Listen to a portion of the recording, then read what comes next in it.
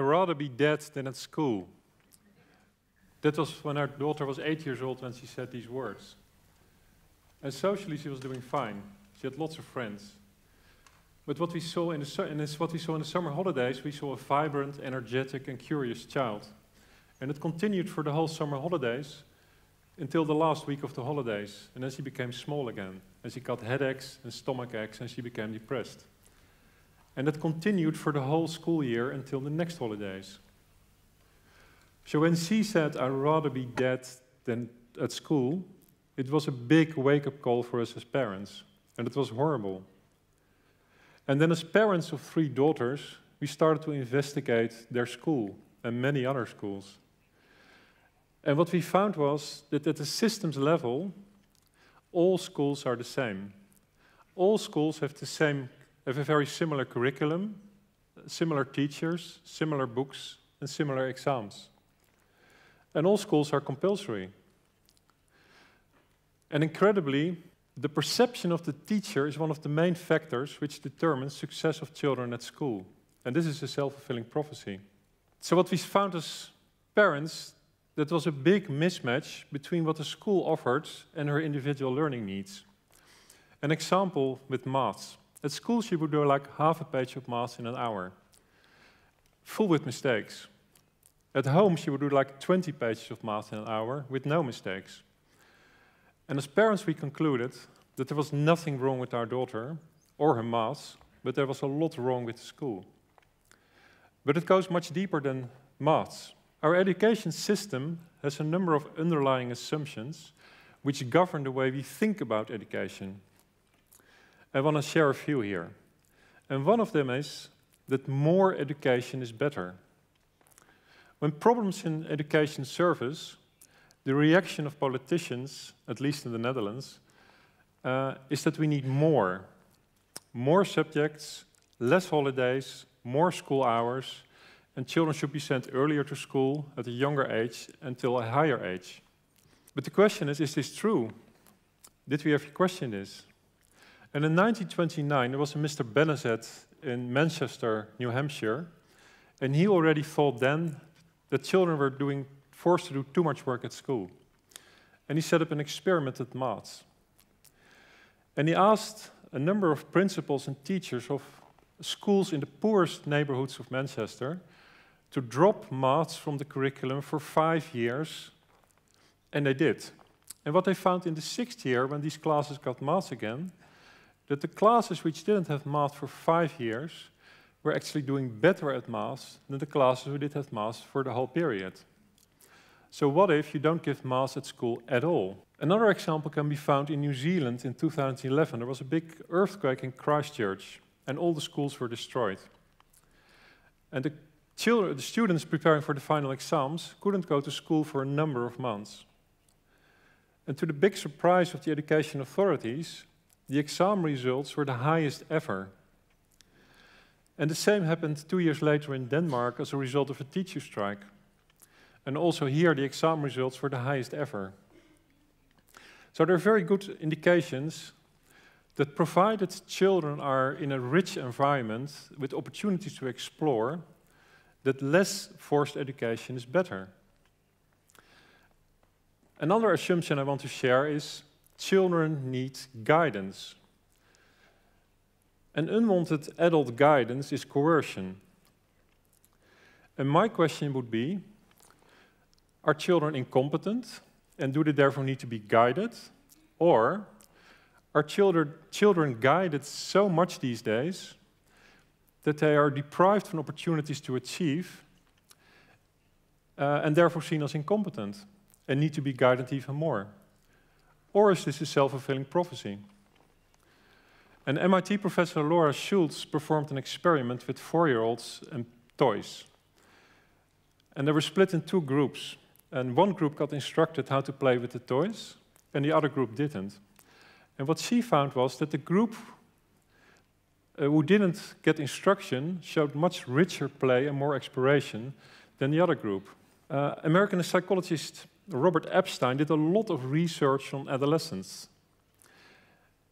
And he looked at, what he found was that human competences except for muscle power, are at their peak between 12 and 14 years. And after 14 years, they slowly decline again, whereas like an 8-year-old is about at the same level as a 10-year-old. And also there are some really great examples of very young people performing extraordinary things. And I want to name one here, the sailing girl, Laura Dekker. Laura Dekker was a 15-year-old Dutch girl who solo sailed the world, something not many adults will do after her. But rather than to be supported as a great mind who wanted to achieve extraordinary things, she was haunted by the authorities to force her to go to school. Actually, unsolicited guidance of children is harmful for the development and for their learning. So what would you do as parents? We found that the education system was harmful for our children. So we decided we were not going to force our children into the education system anymore. And after a long journey, we found the Sudbury Valley School near Boston. And this was really the school we wanted for our children. This was a school we totally believed in. And the essence of a Sudbury school is that children are treated with total respect. And we treat children as human beings. So how does it work? Basically, a Sudbury school is a community which is warm and caring and safe. There is no bullying. And there's full age mixing between all the students. So we have students from age 4 till 19. And they learn a lot from each other. And also the school is run on participatory democracy based on the rule of law. So there's a weekly school meeting where all students and staff have one vote.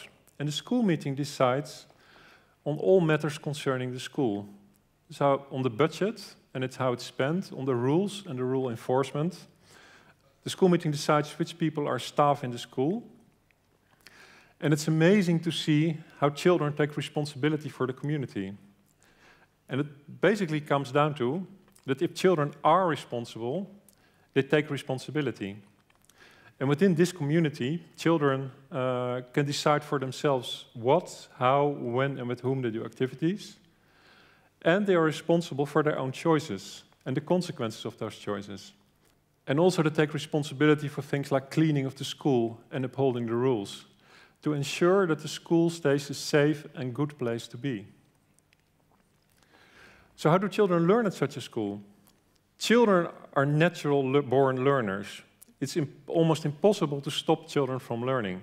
At the Sudbury Valley School, there was a story about a group of primary school-aged children, and they were really motivated to learn. It took them 20 hours to learn all the primary school maths. At a traditional school, that would take like 1,200 hours. That's 60 times more. At our school, we had a 9-year-old girl who decided she wanted to learn to read. It took her 2 weeks to master it. And recently, we had international visitors, and we found a 5-year-old student having a full conversation in English.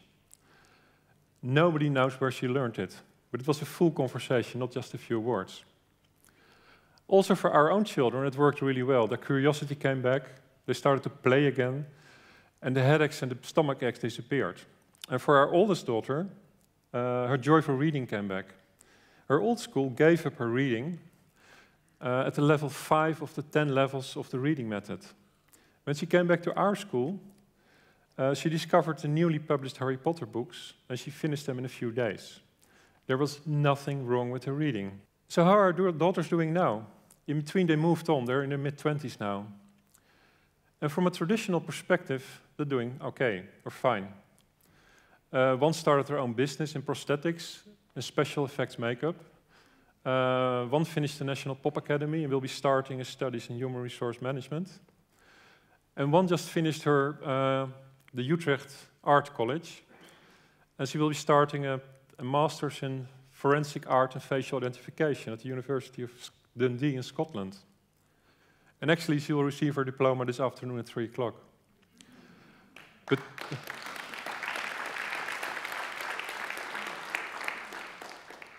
But much more importantly, they're doing very well. They developed into confident, thriving adults who know what they want. And they take responsibility for creating their own lives. So why do I think we should change the education system? I see two reasons. Firstly, we inherited an industrial education system, whilst we live now in the fast-changing world of the network and information society.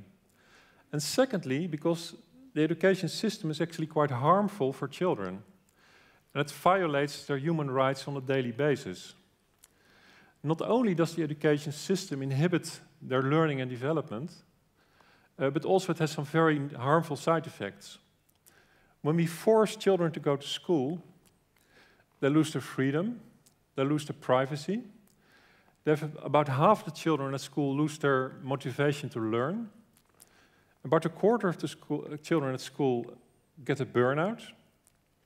And in modern Western societies, there's a 10 to 20% chance that children will develop into functional illiterates. And of course, there's a risk of being bullied. So I really think we should fundamentally change our education system to create opportunities for our children to prepare themselves, to prepare for a very uncertain future in a fast-changing world. And who can make these changes? Firstly, there are people in power. But in my experience, the people in power are either too scared to change anything, or they are afraid to lose their power. So I think that teachers and parents are the best persons to look after the interests of their children. And to put things in a historic perspective, historically there are three groups in society which didn't have their rights and freedoms. These were slaves, women, and children. And after a long struggle in the 19th century, slavery was abolished. And in the 20th century, women got most of their rights. So I think it's about time in the 21st century to give our children their rights and freedoms. Thank you.